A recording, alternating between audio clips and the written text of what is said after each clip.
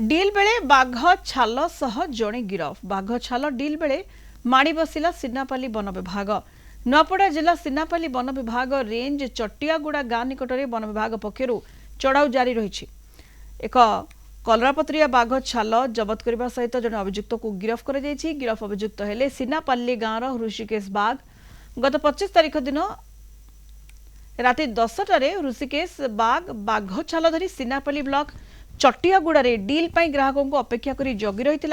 खबर पाई सिन्नापाली वन विभाग कर्मचारी माड़ी बसी एक कलरापत्रिया बाघ एवं छाल एवं गोटे स्कूटी को जबत करिछि।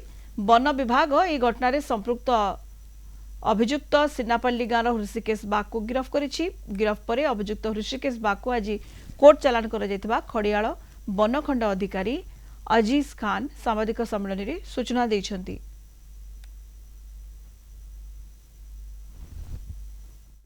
25 तारिख दिन राति 9टारू 10टा भितर सिन्नापाली तहसील चटियागुड़ा गाँ पाखे विजु एक्सप्रेस वे रे गोटे कलरपथरिया बाघ छाल आउ गोटे स्कूटी जबत होता। आउ तापरे फर्दर इन्वेस्टिगेशन रे आमे सिन्नापाली गाँव ऋषिकेश बाघ तांको अरेस्ट करिथिलु। हंटिंग आउ ट्रेडिंग रो जहाँ धारा रही वाइल्ड प्रोटेक्शन एक्ट अंतर्गत आज तांको कोर्ट चालान करा जिवो।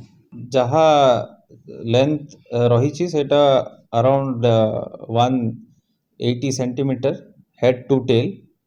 आउ जदि सेटा हमें चार्ट रे देखिबा ताले सब अडल्ट भलिया लागुची। ताकू फॉरेंसिक एग्जामिनेशन पठा जीवो। लेपर्ड मरीची तार डिटेल तापरे आमे जानी परिबा।